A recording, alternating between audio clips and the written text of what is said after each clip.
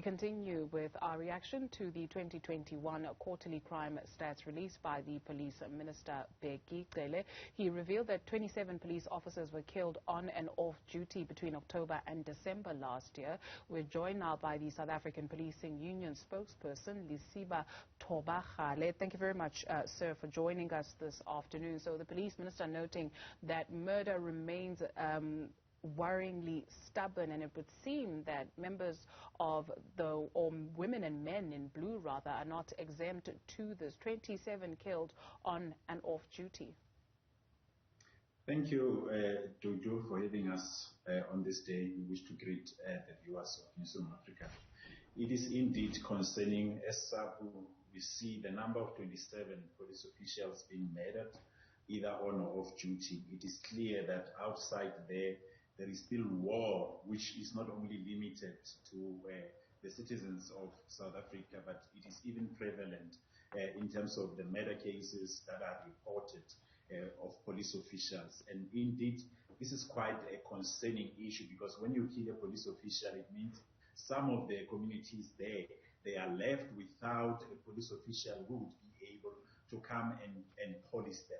And further to that, solutions, we've always had them, we put them forth, that we need to have the reestablishment of murder and robbery unit, which indeed will go and concentrate on the modus operandi and be able to arrest the perpetrators and secure convictions in court in order to get those perpetrators off the streets so that it does not continue. And as we can see clearly, without that, the establishment of those specialized units like murder and robbery, and even the one that deals with gender-based violence, we will still continue to see the scourge of those type of cases being prevalent. And further to that, when we look into how things are supposed to be, restructuring was supposed to have been implemented.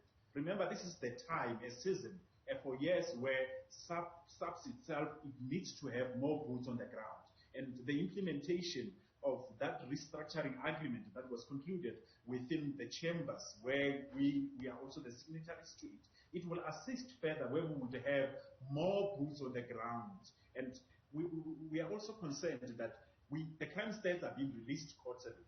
And when they are being released, we would wait for another 3 months, they are being released again. But there is nowhere whereby interventions or even means that would address the crime issue are also implemented. Example, the one that we spoke to, the establishment of murder and robbery and other specialized units, and also ensuring that restructuring itself, it is implemented. And further to the panel of expert reports, the one into Marikana and the one into the July unrest, which spoke more to the issue of public order policing, the capacitation thereof, and the issues of resources, and so on. So we are just concerned to say we cannot keep on doing the same trend again and again, because crime trend, threat analysis, and also the trend are being done on a daily basis. And something needs to be done in order to curb crime, not only to report, to account to the public, but action has to come in one way or another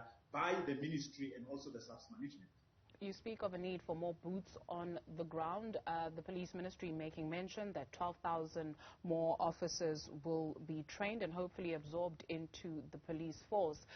Minister Bheki Cele going further to say that, by the end of 2 years, that number would have very well increased to some 15,000. When we look at that number itself, when we look at the reports, the panel of expert reports, that number, it is the one that would go to assist and capacitate POP on its own, not looking into visible policing and the police stations where indeed crime is happening, being it crime detection and so on. And those ones, we appreciate the numbers coming in, but it does not take a month or even 1 year to train a police official.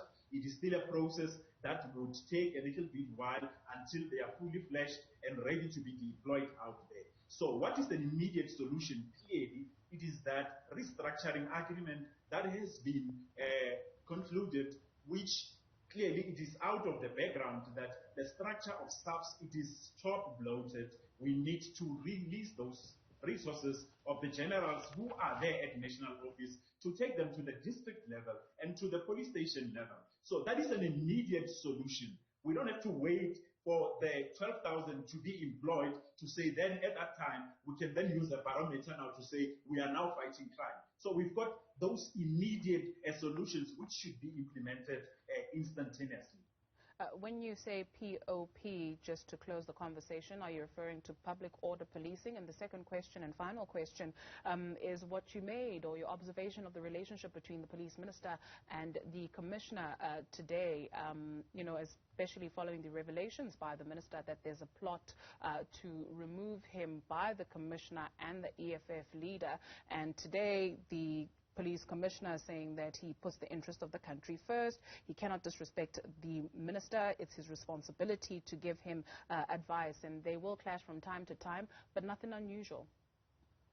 When we refer to the POP, we are referring to the public order policy, those who are responsible to deal with anything that has to go with public order. They are trying to strikes and so on, and we've seen that they played a role during the unrest and also even at the Marikana, that incident. So that is their role that they deal with to maintain law and order.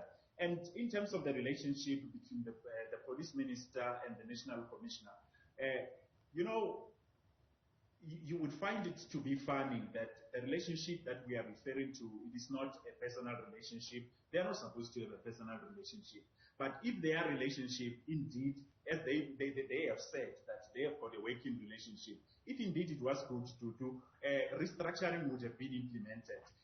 Northern Cape, it would be having a provincial commissioner now, because it does not have a provincial commissioner, because clearly the premier there does not agree with the national commissioner, and the minister also is agreeing with the premier. And if indeed that relationship was good, the reversal of the appointments that were made by the national commissioner with other generals or senior managers, they wouldn't have been reversed because they would have agreed among themselves on a working relationship. And further to that, even some units or divisions like crime intelligence, it would be having a divisional commissioner if indeed that relationship was good. But all of those appointments we are mentioning, they are not done because they do not find one another. That is why we say there needs to be a retired judge who is appointed to come and mediate between the two, and that provision be made within the employment regulations so that he can be able to bring those two together in case they do not agree on anything that is working related, so that they may find one another and work continue to go forward and progress as the SAPS needs to be in that way. Thank you very much for availing yourself this afternoon. Lesiba Thobakgale speaks for the South African Policing Union.